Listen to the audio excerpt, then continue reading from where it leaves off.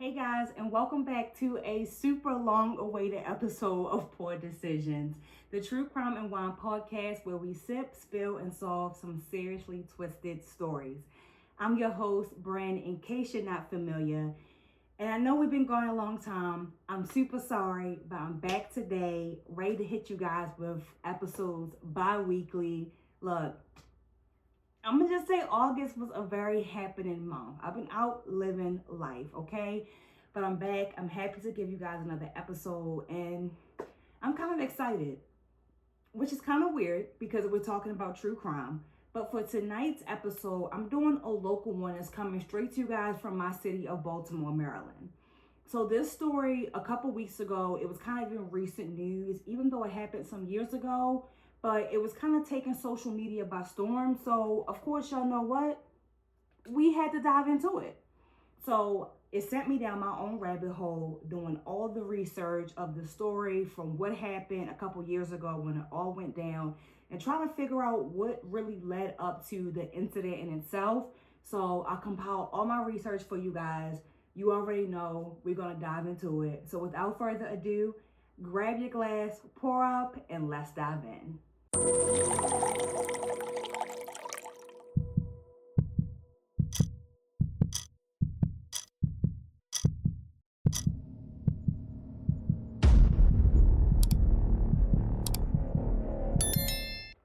Now, but before we jump right straight into the nitty gritty, you guys already know, let's take a moment to shout out our sponsor, Wine Girl. You see this shirt that I'm wearing? It says corks are for quitters. It's so on brand for poor decisions, right? Well, this is from the brand Wine Girl. And here at Poor Decisions, we are officially brand ambassadors. So check out Wine Girl's merch shop online at www.shopwinegirl.com and shop for wine-inspired merch just like this shirt and plenty others for my girlies. Use our code PD15 to receive 15% off your orders. And if you're in the Scottsdale, Arizona, Napa Valley, California, or coming soon, San Diego, California, you can visit their physical locations where you can visit and try different wines or attend one of their many cool events. So back to it. Now let's get into the wine of the week. So for tonight, like I had a time already. Typically I get the corks out before I start shooting, but I had a time getting this out, y'all. So it's still there. I didn't pull it out all the way. But for tonight's episode, we're sipping on a wine. It's called Voulet. Voulet. Somebody put me onto this wine when I was doing radio with DTLR a couple years ago. And this wine is so good. It's a red, but it is sweet, y'all. So again, we're on our journey trying to get out of the sweet wines. But y'all remember who've been here, I kind of jumped a little too far, a little too quick, without kind of giving y'all the baby steps in between. When I hit y'all with that Cabernet, y'all said, that was way too dry. We don't like it. You got to go back. So we're doing that. So if you guys remember, like a month ago, on our last episode, we did Moscato, which in my personal opinion is kind of like one of the sweetest that you can go. So this one, and that one was a white. So now what I'm also going to be trying to do is I hit you guys with a white next week or next episode. We're going to hit you with a red and kind of go back and forth like that. So I don't want y'all to get too one-sided. Like, oh, I don't like white, I don't like red. I've kind of started to really like red wines, but you know, different wines for different occasions, different pairings as far as food. We have to learn all that we can find out what we really like, what really like resonates with us. But yeah, so this is called Voulet. It's a red wine. That's all I really know. It's a lot of follow us on Instagram at It's Poor Decisions. I'ma post the bottle. Well, I already have that way you guys can see, because it's a lot of words I'm not familiar with, other languages, and y'all love my nails too. I did my nails, but anyway. All right. Yeah. If you follow us on Instagram at It's Poor Decisions, you guys can see the picture that I uploaded of this. So you can zoom in, Google it. It's called Voulet, okay? And down here it says it's a Casorzo. I don't know what that means, but it says it's gentle and perky. And when I tell y'all, I've already had this wine a few times. Like I said, somebody put me onto this a couple years ago, and it was delicious. And it's if I remember, it's like a little sparkling kind of to it. But there we go. Y'all might have noticed this sitting in the background of my last video. I have this super cute vase that I just put corks in. All the corks. So as we open wine, we're just going to add the corks to the collection. We're going to have a collection of corks. So let's pour up. And y'all know our dedicated Pour Decisions wine glass. Yes, it's sparkling. I see the fizz already. Pour a little bit of a lot. Okay. Y'all ready?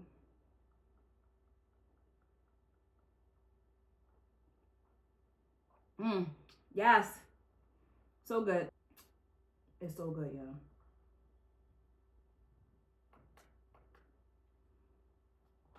It's sweet. It's a little sparkling, but it's not like overpowering sweet. I feel like as you taste it, it's still giving, I don't know. But if you guys can look closer, you can see like the bubbles in it. Anyway, let's dive into this case. Let's get to the nitty and the gritty. Let's go. We know what you all are here for. You know what I'm here for, and it's to talk about some true crime. So without further ado, let's dive in. And I am going to give you guys a trigger warning for tonight's case, because tonight's case, it is very heart-wrenching, and it does feature things as far as children. There is no essay or spicy material as far as this one, but unfortunately, this case does involve children being unalived. On July 28, 2021, during a routine traffic stop on Eastern Boulevard near Wagner's Lane, officers pulled over 33-year-old Nicole Johnson. Now, during the traffic stop, Johnson was issued a number of traffic violations, including driving without a license, using fake temporary plates, and driving an uninsured, unregistered vehicle. Now, Nicole Johnson's vehicle was set to be towed away, but the officers first allowed her to gather her personal belongings from the car before they had it towed, which was nice of them. Johnson obtained several bags and a plastic tote from inside the trunk of the car. And this is when an officer smelled a distinct smell coming from the trunk. A smell that he knew to be the smell of something having died. And we're going to take a sip before things get a little crazy, okay? Because again, y'all already know from previous episodes how I feel about things being done to children. So we got to take a sip first to settle our nerves. So make sure y'all had that sip with me. I'll push it. Yeah, hold up a minute. Do me a favor. Walk over to the car and just see what you smell. Not drugs or anything, but see if you smell anything other than drugs. Like something dead or something. Did you move in your car? This way I live at. Put your head in. No, seriously. I just need to find. I need to know. Dead ass. What is this right here? Huh? What is this? A bunch of dirty clothes. A bunch of dirty. That don't smell like dirty clothes. Now, Johnson initially claimed that the smell was coming from a number of dirty clothes and blankets that she had acquired over several months of living between her car and hotels. So she was saying, like, you know, she's homeless. She doesn't really have a specific place to stay. I guess in the meantime, she hasn't been going like to the laundromat or washing clothes or anything like that anyway. So the smell that you're smelling is all these bags I just took off the car. It's all of this. It's so much dirty clothes and stuff that it's just reeking. But officers didn't buy her story and insisted that she open a bag that contained several layers of plastic. Underneath the many layers of plastic was a suitcase that was covered by maggot-covered blankets. Officers again insisted that she open the suitcase to further reveal its contents of what was inside. And when opened, it drastically changed the scope of the traffic stop. I need to see it. I know. Just feel it. That's why I'm trying to show you. No. I'm with you. What happened? No, I'm just telling him, giving him some advice. Okay. I'm telling you, you're just gonna find a bunch of dirty blankets. Yeah, but I need this. I need to know what that smell is. I am. I'm about to show you. Nicole turns to the officer for help, and he carefully begins cutting through the thick layers with a knife. You gotta get all the way through to the dirty, pissy clothes. Why you got all these blankets? Huh? Why you got all these blankets? Because we stay in hotels, from the hotel to the car. Like, I can even get the hotel. No. You can finish it. I was just curious. Oh, yeah, I can even get to the hotel receipt for you. Okay. You ain't got to go through that. I was just curious. Keep finding blankets. I ain't got one blanket. Keep finding. Oh, you can keep finding them. What? You see them right there as soon as you open the suit. Huh? Keep finding plastic. Oh, yeah, because as soon as you open it, you going to find them. Let's stand on the front of this car and make sure she don't go nowhere. After cutting through multiple layers of trash bags, officers finally uncover a black suitcase. Just open the suitcase and we can be good after that. There'll be more blankets still. Can you cut it from here? Can you cut it one more time? And this is what smells, Rita. What is that? Huh? What is that? Dirty thing? No. Open, pull it out. Pull. Dirty thing from my husband. Pull the whole bag out. I am. My husband just saying the dirty blankets from my husband. I am. See? Take it out. Take the bag out. Take that bag out of there. I am. Okay. Pull that bag out.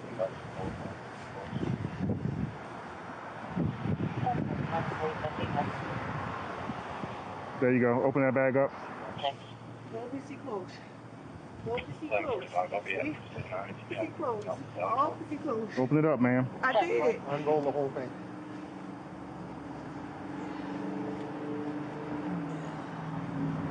What? Open that up. Open that up. What the f? Get the f in! Put your hands up! Don't you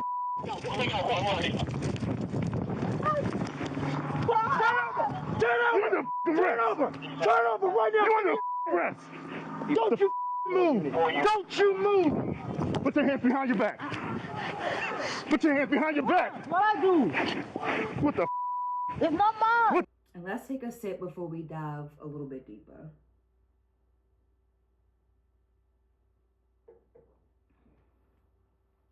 The badly decomposed body was of Nicole's 7-year-old niece, Nicole Johnson. Although Nicole tried to run, she was arrested and taken into custody.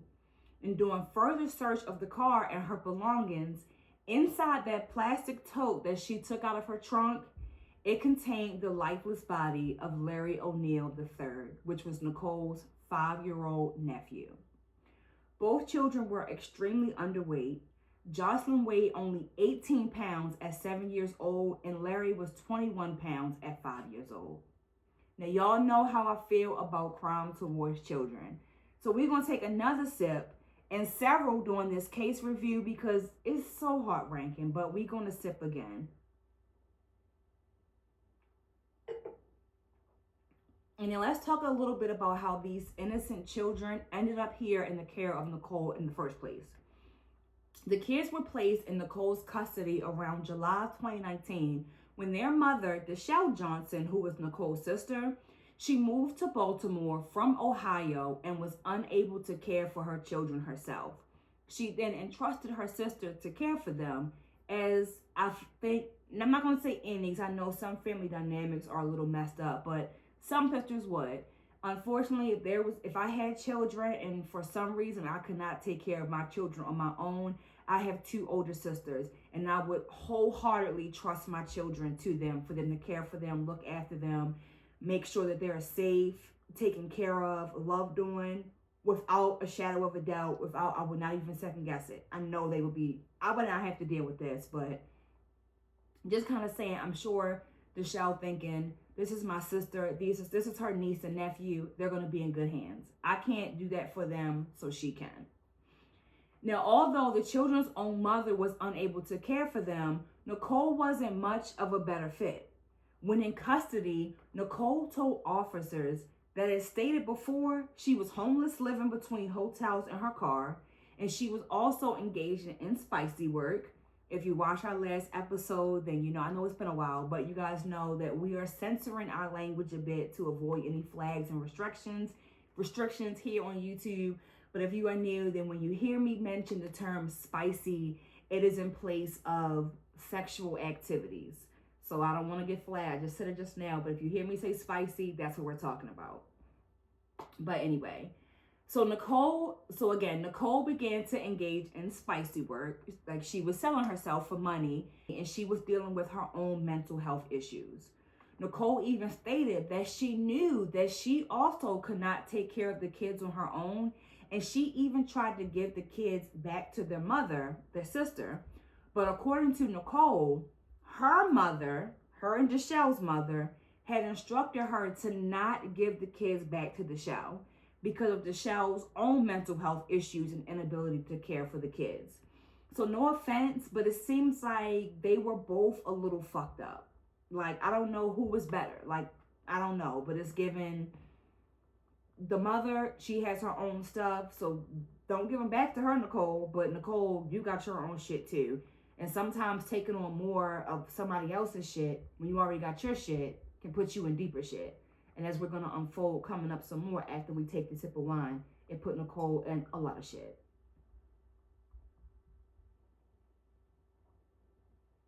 I mean, of the poor already, because we getting low. Nicole said that she also tried to give the kids to their mother, which is the grandmother, but she would not take them. Now let's pause right there really quick, because the mother/grandmother is Michelle Johnson. I'm speaking of the mother of Nicole and Deshelle. But she is no saint either. In my opinion, she is as much to blame as them as well. You know that both of your children are in really no shape to properly and safely look after these kids, but you don't step in to help. Now, from what I have learned, I don't know if she was a little messed up mentally too, but I'm gonna take a guess and say that she probably was, because what the fuck, like. But also, she knew that Nicole was homeless with these kids going from hotel to hotel and living in the car. And you, as Nicole's mom, who she's looking after your grandchildren, you have a house. You have a house. You're living in a house, you have space, but you won't take the kids for you to care for them, or even offer her and the kids to come there so they can at least have a place to sleep that's not a hotel or her car. But according to Nicole, her mother was no mom of the year. So it's like, what can we expect? Now let's get back on track, because although their mother wasn't innocent, I also don't want to take the focus away from the main one at fault here, which is Nicole. Now, Nicole Johnson admitted to physically striking Jocelyn in May of 2020 after Jocelyn was continually going in the refrigerator, probably because she was fucking hungry. Because again, she was malnourished. They said she was so small. Like, y'all, I hate to link cases together, but it's almost given a little teeny bit of a reminiscence to the Sylvia Likens case that we discussed weeks ago, like a couple months ago. We covered that case, I believe it was episode 4. So after this video, make sure y'all go check it out if you haven't watched it. Shameless plug, yes.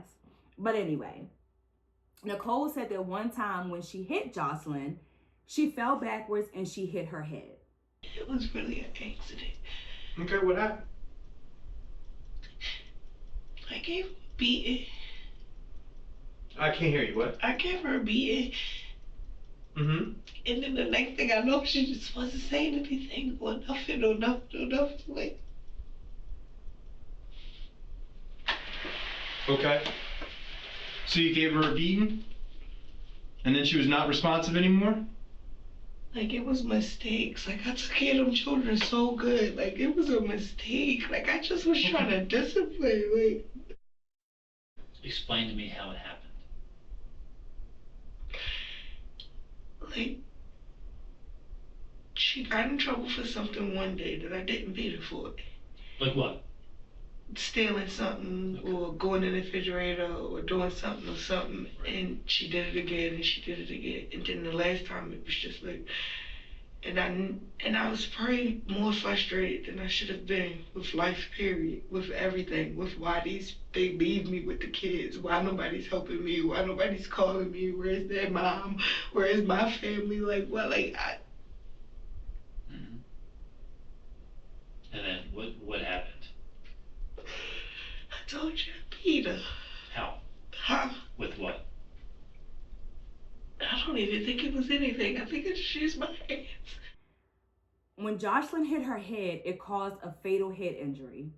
Nicole then wrapped Jocelyn in a blanket and placed her body in the trunk of her car, where it stayed for 14 months until the traffic stop.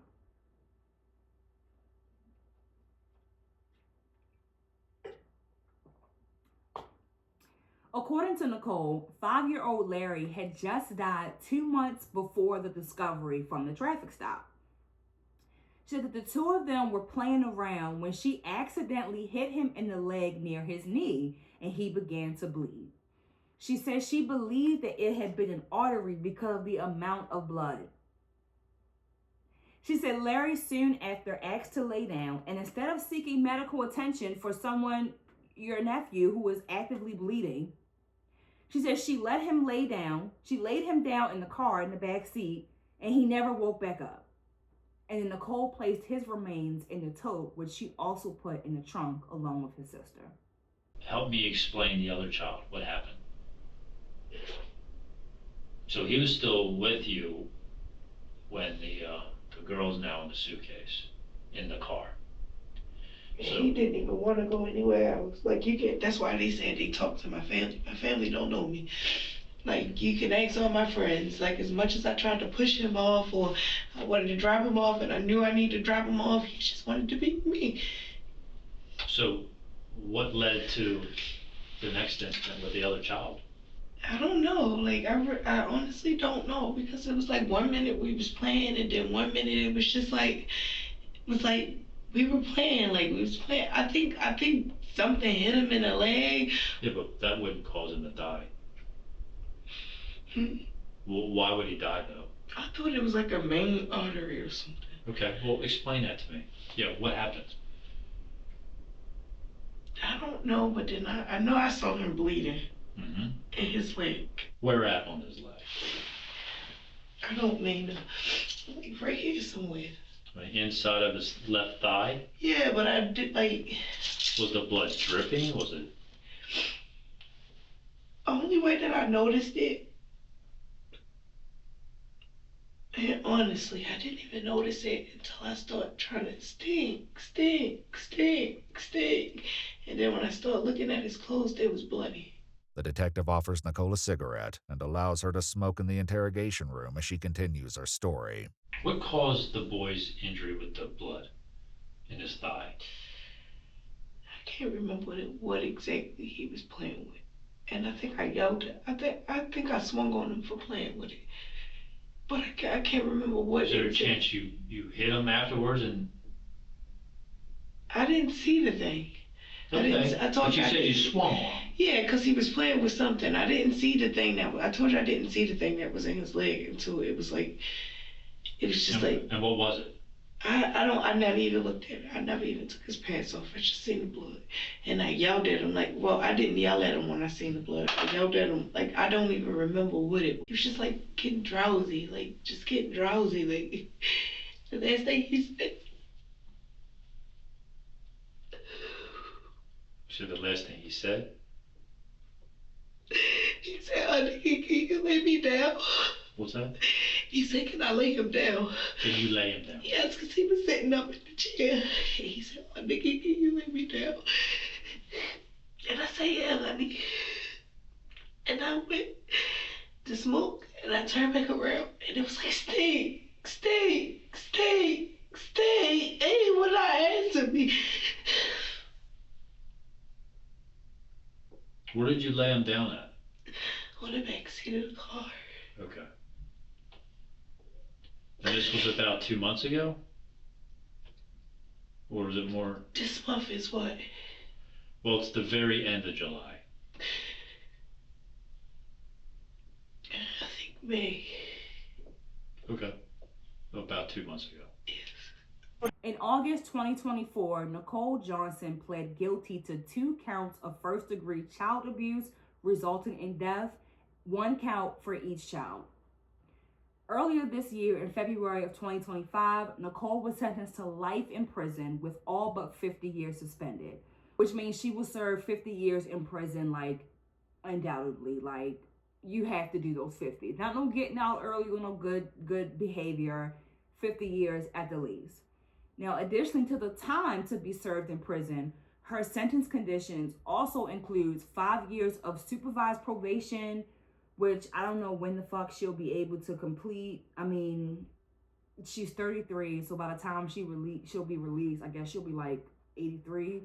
Well, I guess it's still, if she makes it to that point and gets relieved, I mean, you can do that. Oh, okay. Anyway, yeah, she can do those 5 years. She can do those 5. It wasn't computing like she got life in prison when she getting out, but she has to do 50 years. It didn't say anything about parole, so I'm guessing after 50 years they'll review and see whether or not she can get out. And if she can, baby girl, you got 5 years of supervised probation to do. Another condition is mandatory mental health treatment, which I definitely support. I feel like she should be getting it now in jail. And she will also be prohibited from having any contact with minors. Indubitably so. Nicole Johnson, the children's mother, publicly expressed profound grief and regret over trusting her sister to care for her children. She said that she tried multiple occasions to get her children back from Nicole. I guess this might be when their mother had told Nicole not to give them to her. But their mother, Nicole Johnson, also spoke out, and she said that she blamed her children. Let me take a sip of wine.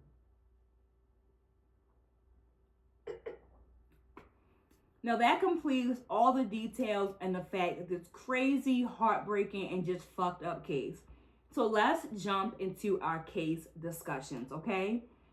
So I definitely have to highlight, for the case discussion, this is all my personal opinion. Everything that I have said before and previously have been all fact that you can Google, look up, they stated, backed up, all of that.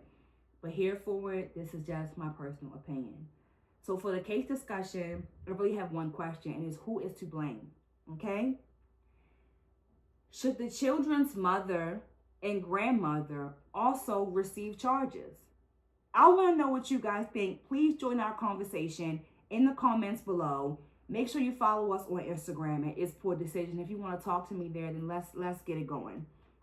But let me let you guys know how I feel about this case. Again, y'all know how I feel about, abuse and things like that to children. It's horrible, okay? Absolutely horrible. In my personal opinion, I feel like the person who was supposed to be charged definitely got charged. Nicole, these children died at your hands. You are the number one person at fault and to blame. So she needs to do exactly what she's doing. I do believe no parole. I don't think that she should have had any years suspended. I guess she's young, but you can still possibly get out and wreak some more havoc or do something crazy even at 83. She should have had life in prison without the possibility of parole. When you do stuff to children, they will never have an opportunity to grow up and live a life. So in my opinion, I don't think it's fucked up. I think that should just be the end of your life, like really. But yeah, so who is to blame? When it comes to the children's actual biological mother, Nicole's sister, I don't want to place blame on her. I feel like she knew herself that I cannot take care of these kids. I don't know if they might have been better off. I don't know if maybe she wouldn't have, unalived her own children. So maybe they would have been better off with her. But the way I see it, I don't know. I just feel like she made a conscious decision to know I cannot give them what I need to give them. So I trust my sister is going to look after them as if maybe they were her own kids. And she's going to do what she needs to do to make sure that my kids are okay, because I cannot do that. I have my own issues. I have my own mental health. I think she also needs to have some type of treatment for herself, especially after this. I feel like that's just going to even further fuck up her mental health, knowing that, your kids are gone. You will never see your kids again. And your sister did it after you trusted your kids to them. So I'm sure she definitely probably blames herself, because you were the one who put your kids in that position by giving them to your sister. But I don't think that the sister Nicole should be blamed. She was motherly enough to know that she could not do right by the kids, so to give them to someone who could. I don't know whether she knew the extent of issues that Nicole was having on her own. I would like to think, me being as humane as I can be, I would like to think that if she knew that her sister was having these issues like she was, that she wouldn't have put her sister in a running to take her kids. She would have even called, I don't know, CPS or social services. I don't know, as a mother, if I was a mother and I couldn't, and I knew my sisters were not in a space to take them either, I wouldn't do that to them. I would try somebody else. And if I had nobody else that I can rely on, of course you don't want just your kids going into the system while you try to get yourself together, but I feel like that's just more admirable to do than just to throw them to the wolves. But I don't want to place blame on Deshelle. I feel like as a mother with mental health issues, she kind of did the best that she could with making sure that they were okay. You cannot depict or determine how who you think is gonna take care of them actually takes care of them. You can't see the future. You didn't know that was gonna happen. Had you known, I'm sure she would not have entrusted her kids there. I'm sure. Now, let's talk about Nicole and Deshelle's mother, Michelle. Is she to blame and should she have any charges? I don't know about charges, but I definitely place some blame on her. I definitely place some blame on her. Like I said, she might have her own mental health issues. I don't understand how both your children, I don't want to talk bad about nobody. I don't want to say it like this. I don't want to be petty, but like you got, as a mother, you got to know that both of your children are a little fucked up. And clearly, you know, one of them is a little fucked up because you're telling your daughter, Nicole, not to give the children back to her when she's asking to get her children back. You're like, don't give them to her because I know my child, Deshelle was a little fucked up. But can you not read that that Nicole was a little fucked up too? And again, if you're in a position as a mother of these children and a grandmother to the children's children, and you are living in a home, I don't know if she was in an apartment, a condo, a row home, a single family house, a duplex. I don't know. I don't care. You have somewhere at night to lay your head down. I don't care if you only got a couch for them to sleep on. But them being inside is much more safe than to allow your child to have these babies out here sleeping in cars, going from hotel to hotel. And the way it sounds, she kind of really can't even afford it. She's selling her own self. She doing that spicy work to get the money. So she doesn't even have it like that to be able to be affording to be staying from hotel to hotel. Hotels cost money and that adds up real quick. I'm pretty sure anybody who's staying in a hotel, y'all know, even the cheapest hotel, they add up, especially if you don't got no money. So I feel like, sorry, I had to get a little sip in there. I feel like their mother, Michelle, the grandmother, I definitely place some blame on her. Also, as a mother, when you know that your children have mental health, I'm sure you knew that. You knew Deshelle was a little fucked up. I'm sure you probably knew Nicole was too. There has to be some type of intervention. But again, one thing that we do see in the Black community, a lot of people, I will say this generation is breaking barriers because previously in the Black community, people kind of shy away from going to therapy. They think that, oh, if you going to therapy, something's wrong with you, you crazy, we don't need therapy. But this generation is doing a lot better. Like, I feel like therapy has definitely been like normalized, and it should be. They should have had some type of help if they both have these mental health issues like that. And again, as a mother, you should have recognized that and did what you had to do to help. But again, somebody in there has to break generational curses, and unfortunately, these kids were unalive, so unfortunately, they won't be the ones to be able to do it. Nicole is now going to be sitting in jail until she is at least 83 years old. She ain't having no babies. Deshelle, I don't know if she will again. She'll probably be fucked up, but who knows? Maybe she will have some more babies. I don't know, but if she does have more babies, God bless them. I hope everything works out with them and they are able to live a happy and healthy life, and they can go through some therapy and they can break some generational curses for their family. Because stuff like this is really sad and it's really fucked up. But in a nutshell, who's to blame? Nicole and their mother, Michelle. I place blame on you as well. Also, again, like I said before, when she was reaching out to you, like venting to you, and you like, don't you give your sister back her babies. But she's telling you, like, I want to give her babies because I can't handle this. And you just like, whatever you do, don't you give Deshelle her babies back. But you're not reaching to help her, to help take that burden off of her. You don't want these kids to go back to their mother because you know their mother is not in a state to take them, but you don't help the other child either. And then now you sit and you do a news interview and you like, oh, they're both to blame. Send them both to jail. You know what? While we at it, let's put you in jail too. Because you recognize something's wrong and you did nothing to help. You could have helped and you didn't.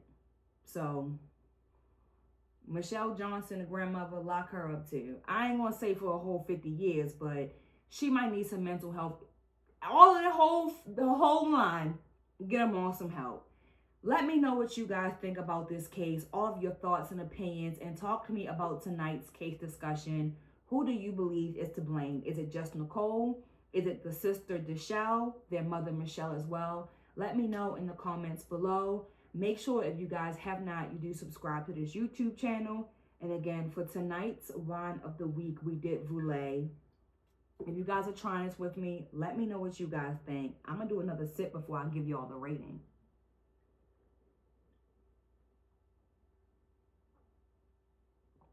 I love Voulet. I'm going to give this a 5 out of 5. Cheers, y'all. Hold up. Because it's so good. It's just so good. I love it. Let me know what you guys think of it if you tried it. Talk to me in the comments below. Again, make sure you subscribe to our YouTube channel to keep us growing. Make sure you like this video. Leave your comments. Go back and watch our previous episodes to keep you busy if you haven't already. And make sure you head on over to IG and follow us on Instagram at It's Poor Decisions. And also make sure you guys check out our sponsor, Wine Girl. If you guys already know, I'm so sorry it took so long to give you guys another episode, but in 2 weeks, I got you guys. Definitely will have another episode for you guys. I actually already got the script ready. I've already planned it. I know what case it is. It's definitely going to be a heavy one.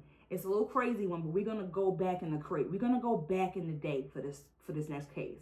So make sure you guys watch it. Subscribe here so you get the notifications of when it drops. And again, Instagram, follow us so you can see all of our teasers and you can know what the wine of the week is for next video. That way you can have it with us. And until next time, make good choices and not poor decisions.